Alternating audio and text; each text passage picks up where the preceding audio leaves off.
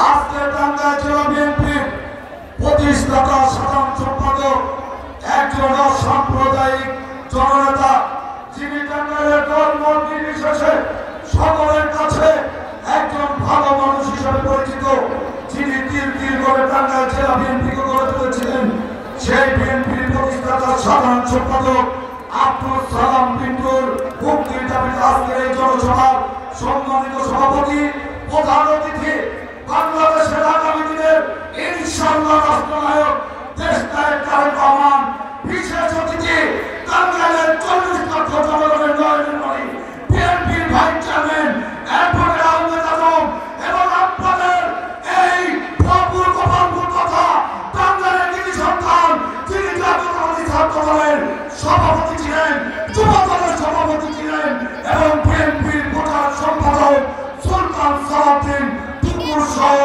জাতীয় এবং কেন্দ্রীয় নেতৃবৃন্দ, জেলা বিএনপির সভাপতি হাসানুজ্জামান সাইদ সহ সকল পর্যায়ের নেতৃবৃন্দ, প্রিয় ভাইরা আমার, আপনারা কেমন আছেন?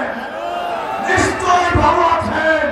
আমরা বলতে চাই, সালাম পিন্টুকে অবশ্যই মুক্তি দিতে হবে।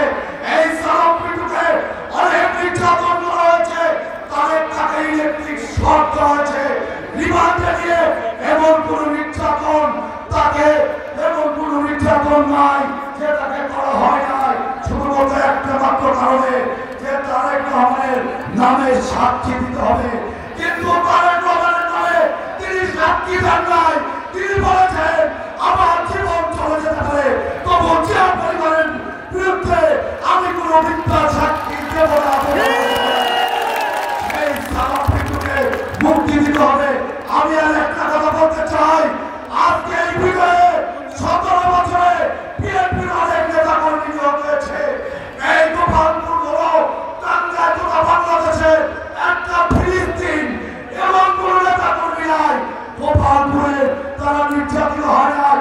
আমার একজন আপনাদের এই গোপালপুরের কৃতি সন্তান তুষারের নামে মামলা করার পর তাকে থানায় রিমান্ডে দেওয়ার পর আজকে থেকে মৃত্যুর সাথে